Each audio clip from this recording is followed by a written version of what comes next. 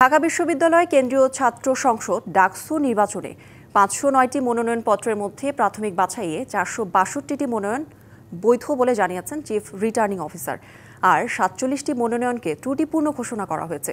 তবে ২৩শে আগস্ট পর্যন্ত তারা আপিল করতে পারবেন। এদিকে স্বতন্ত্র শিক্ষার্থী ঐক্যের ব্যানারে প্যানেল ঘোষণা করেছেন বৈষম্য বিরোধী আন্দোলনের সাবেক মুখপাত্র উমামা ফাতেমা। এছাড়া প্রার্থীদের নামের পাশে ছবি যুক্ত করার দাবি জানিয়েছে ডাকসু ফর চেঞ্জ প্যানেল।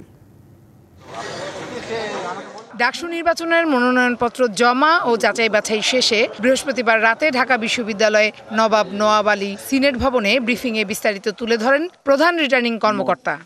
প্রাথমিক বৈধ প্রার্থী হচ্ছে ৪৬২ জন এবং যাদের প্রার্থিতা নিয়ে এখনো প্রশ্ন আছে এরকম ৪৭ জন।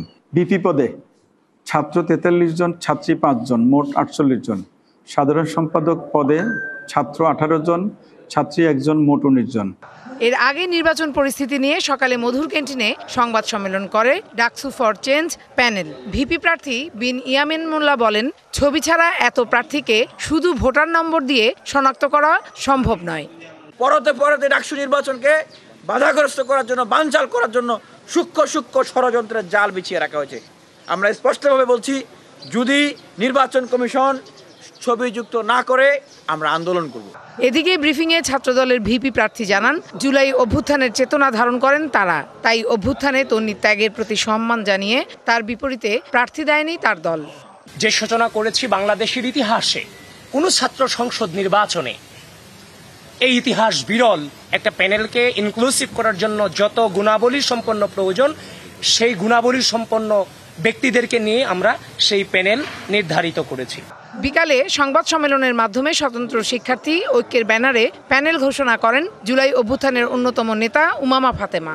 এই ডাকসুর মাধ্যমে নিশ্চিত হবে যে আগামী দিনে আমাদের হলগুলো কি দখল হবে কিনা, আগামী দিনে আমাদের ক্যাম্পাস কি আবার একটা সন্ত্রাসের মুখোমুখি হবে কিনা, এবং এই সিদ্ধান্তটা আসলে আমাদের শিক্ষার্থীদেরকেই নিতে হবে।